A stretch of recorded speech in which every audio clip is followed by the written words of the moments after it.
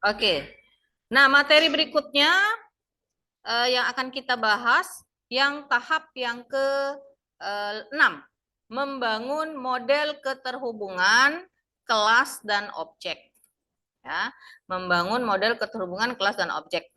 Nah, jadi kita di tahap yang ke berapa kemarin? 2, 3. Di tahap yang ketiga kan kita sudah tahu objeknya apa saja, kelasnya apa saja. Nah, dari objek dan kelas yang sudah kita definisikan di poin yang ketiga tadi, kita cari tahu kira-kira dia punya relasi atau tidak. Nah, kira-kira dia punya relasi atau tidak. Ya. Contohnya misalnya kemarin kita sudah buat apa? Skenario ya. Skenario. Nanti Ibu kasih ini, Ibu upload juga contoh Ibu. Ini rancangan Ibu waktu Ibu tesis tahun 2011 nah ya. Yang contoh-contoh ini nanti kamu silakan aja walaupun ada beberapa kesalahan setelah saya lihat sekarang gitu ya. Nah, jadi kelas-kelas itu kita relasikan. Kita relasikan kira-kira dia terhubung nggak antara satu kelas dengan kelas yang lain. Nah, antara satu kelas dengan kelas yang lain. Misalnya nih, nah ini kan website Sispo ya, Sispo Bina Dharma. Kemarin kita buat yang poin keberapa itu skenario-nya ada namanya kelas login ya. Oke, ada namanya kelas login. Oke, ada namanya kelas login. Taruhlah kita buat di sini ya. Yang pertama ada namanya kelas login. Oke. Yang berikutnya apa lagi? Ada kelas apa lagi kemarin rasonya? Ada kelas, taruh di bawah deh. Ada kelas namanya kelas user ya. Kelas user. Sorry. Kelas, bukan user. Kelas apa nak kemarin? Ya user lah ya. Kelas user. Nah, kelas login isinya apa kemarin? Username ya. Sama password. Nah, kelas user misalnya ada nama lengkap, misal ya, nama lengkap, apalagi alamat, mungkin mahasiswa ya, NIM, tempat tanggal lahir, dan lain-lain, dan lain-lain.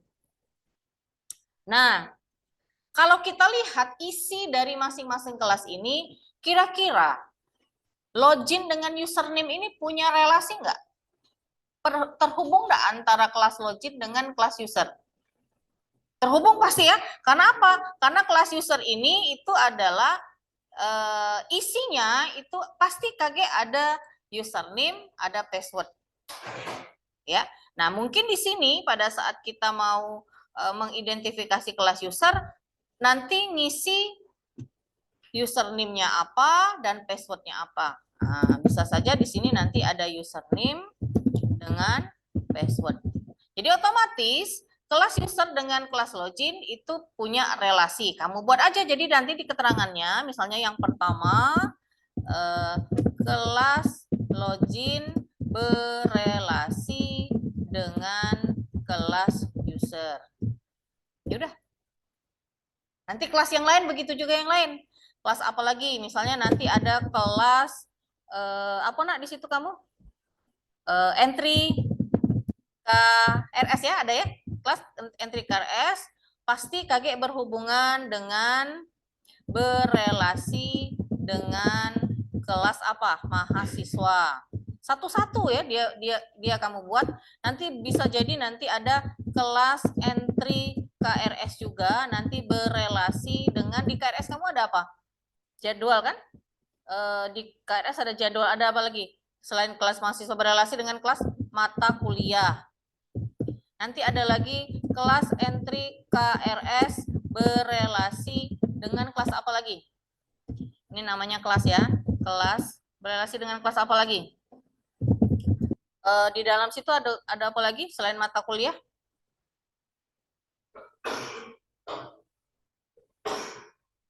Selain mata kuliah ada fakultas. Fakultas. Nah, atau kelas entry KRS berelasi dengan kelas jadwal ya, jadwal. Dan seterusnya. Jadi bisa saja satu kelas ini berelasi dengan kelas-kelas yang lain. Nanti hubung ke juga, kira-kira kelas mahasiswa ini berhubungan enggak misalnya dengan kelas jadwal? Kelas mahasiswa berhubungan enggak dengan kelas mata kuliah? Kelas mahasiswa berhubungan enggak dengan semua dibuatkan. Jadi kayak KRS ya, entry KRS ini kan pasti jangan entry namanya, kelas KRS saja ya, karena nama kelas itu tidak diawali dengan kata kerja. Kalau kata kerja itu ini ya, apa namanya, skenario. Skenario. Jangan entry KRS saja ya. Oke, misalnya ada kelas KRS misalnya. Nah, kamu lihat di KRS itu kira-kira ada data apa saja? Ada data apa saja yang kamu jadikan kelas? Yang kamu jadikan kelas. Nah, kita hubungkan, oh, nanti di KRS ini kan isinya ada nama mahasiswa, oh, pasti dia berelasi dengan kelas mahasiswa. Di dalam KRS itu nanti ada mata kuliah, oh pasti kaget dia berelasi dengan kelas mata kuliah. Nanti di dalam KRS ini nanti ada fakultas apa, prodi apa, oh pasti dia berelasi dengan kelas fakultas. Kelas KRS juga nanti di dalamnya ada jadwal, hari, segala macam ya, oh pasti kaget ada berelasi juga dengan kelas jadwal. Nanti ada lagi misalnya kelas jadwal berelasi dengan kelas apa? Nah, yang kemarin nak, yang kemarin kita buat di dalam jadwal itu, jadwal kamu kan sebenarnya KRS ya, di dalam jadwal itu kan ada apa lagi? Ada apa? Ada nama mahasiswa juga kan, berarti kelas jadwal nanti juga berelasi dengan kelas mahasiswa. Nanti ada lagi kelas jadwal berelasi dengan kelas apa? Di dalam jadwal ada apa? Ruang. Kelas jadwal berelasi dengan kelas apa kemarin, jam ya? Waktu ya, waktu. Apalagi kelas jadwal berelasi dengan kelas apa? Kelas ya. Ya kode dosen berarti dosen. Nah, boleh juga misalnya kelas jadwal berelasi dengan kelas dosen dan seterusnya. Jadi di dalam jadwal itu sendiri itu ada data-data ini. Mahasiswa, ruang, waktu, kelas, dosen.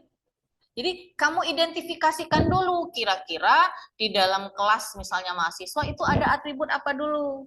Nah, nanti baru kita relasikan dengan data-data yang lain yang terhubung dengan kelas yang akan kita relasikan. Paham ya? Ya. Nah, itu poin yang keenam. Poin yang keenam. Makanya saya bilang bahwa semua tahapan setelah skenario itu saling terhubung. Ini kita masih masuk di tahap analisis, nah, belum desain. Dan masih masuk ke tahap analisis. Nah, itu saja penjelasan Ibu mengenai bagaimana membangun model keterhubungan kelas dan objek.